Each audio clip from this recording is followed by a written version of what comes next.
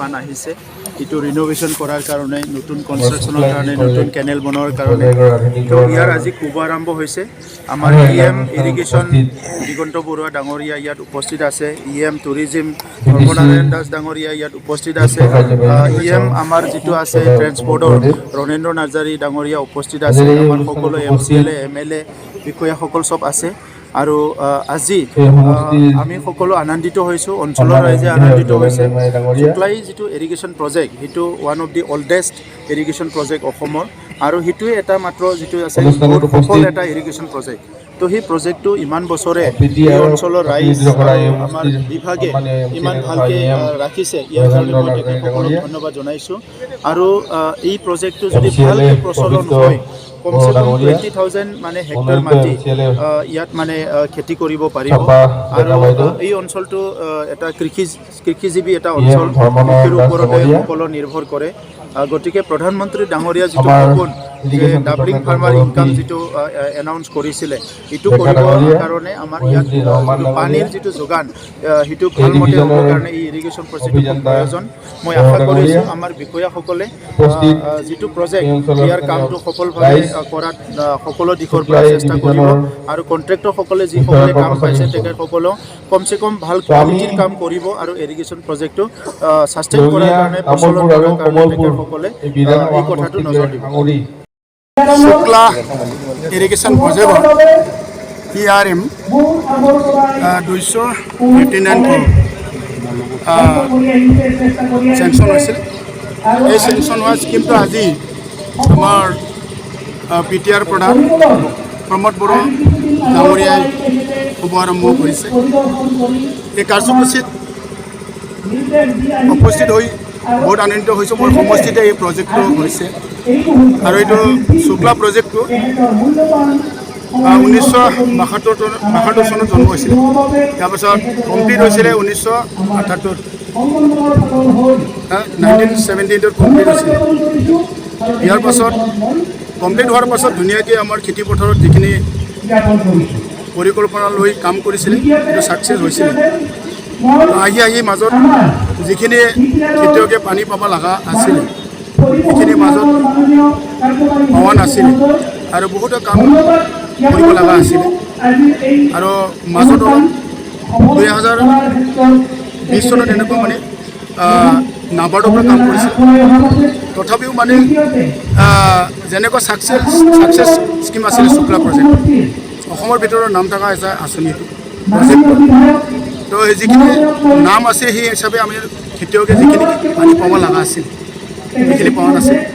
এই হিচাপে আমাৰ কেন্দ্ৰ চৰকাৰৰ আমাৰ অসম চৰকাৰ আৰু কেন্দ্ৰ চৰকাৰ আৰু BTR গভৰ্ণমেণ্টৰ নেতৃত্বত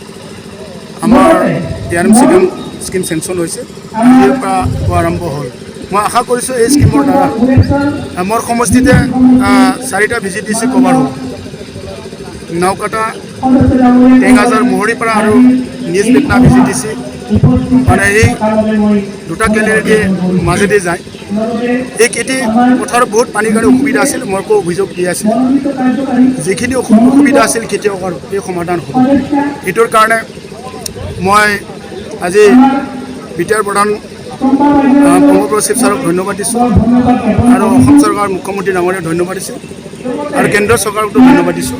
কিয়নো খেতিয়কে যেতিয়া প্ৰডাকশ্যন হ'ব ইকনমিক চাউণ্ড হ'ব তেতিয়া দেশখন ডেভেলপ হ'ব ঘৰত প্ৰডাকশ্যন বাঢ়িব লাগিব এইবাৰ আমাৰ শুক্লা চেৰপাং আৰু আমাৰ এই প্ৰজেক্টৰ দ্বাৰাই বহুতো মানে ধান খেতি প্ৰডাকশ্যন বাঢ়িব ধান খেতি প্ৰডাকশ্যন বাঢ়া মানে খেতিয়কৰ ঘৰৰ পইচাটো বেছি হোৱা এইটো আমাৰ কাৰণে ভাল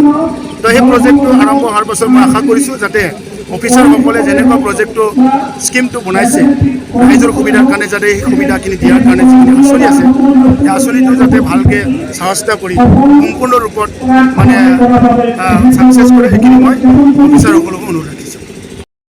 এনেকৈ আছে আৰু এইটো আমাৰ খুব দৰকাৰ আছিল এটা ছাকচেছ স্কিম ইৰিগেশ্যনৰ স্কিমটো এটা ছাকচেছ স্কিম এইটো বহুত ক্ষেত্ৰত হৈছে আৰু এই আগবঢ়াই আনে আমাৰ প্ৰমোদ বড়ো ডাঙৰীয়া আৰু লোকসভা দিলীপ শইকীয়া প্ৰধান আছে, তেওঁলোকে যোৱাবাৰ আমাৰ যি জলশক্তি মন্ত্ৰী আছে এই অনুমোদন জনাইছে। তেওঁলোকক মই ধন্যবাদ জনাইছোঁ। অসমৰ মানুহে মহোদয়ে যিটো ষ্টেট চেয়াৰ সিদ্ধান্ত লৈছে, তেওঁকো ধন্যবাদ জনাইছোঁ। আমাৰ জলসিঞ্চন সহায় কৰি আছে হৈছে। ইয়াৰ বাবে আমি এইবাৰ BPC প্ৰজেক্ট পাইছোঁ 500 চাৰিখন জিলাৰ এইখিনি হ'লে জলসিঞ্চনৰ যিটো সমস্যা সমাধান হ'ব। তেওঁলোকে যাতে সময়মতে কামখিনি কৰি ইৰিগেশ্যন ডিপাৰ্টমেণ্টৰ 2012-13-14 বিল আমি এতিয়ালৈ দিছোঁ, তেওঁলোকে কামেই কৰা নাছিল। পাই কামৰ তেওঁলোকে যাতে সময়মতে কামখিনি কৰে, তেতিয়াহ'লে প্ৰকৃত অৰ্থত আমাৰ ছাকচেছ হ'ব। ছাৰ, এটা অভিযোগ আছে, খেতিয়কসকলে কয় প্ৰায় ইয়াৰ পানী ভোগেশ্বৰৰ যিখিনি জলসিঞ্চন কেনেল আছে পানীখিনি নাপায়, তালৈ গৈ নাপায় মানে। নহয়, আগতে কিছুমান ঠাইত এই প্ৰব্লেমটো হৈছে। মই আজি দেখিছোঁ এতিয়া ইঞ্জিনিয়াৰবিলাকে লেভেলটো ভালকৈ নাচাকে জনা মনা কেনেলবিলাক বনাবৰ কাৰণে দিয়ে, সেইবিলাক ইনকুৱাৰী হৈছে। আৰু এইবিলাকৰ কাৰণে পথাৰটো ডাউনত থাকে, পথাৰটো ওপৰত থাকে, কেনেলটো বহুত ডাউনত থাকে। লেভেল নিদিবৰ কাৰণে এই প্ৰব্লেমটো হৈছে। এইবাৰ যোৱাকালি মিটিঙতো কৈছোঁ, এইবাৰ আমি এই কথাখিনি যি 100 স্কিম হ'ব এই লেভেলটো ঠিক কৰি আমি কামখিনি কৰিলে এই সমস্যাটো নাথাকে।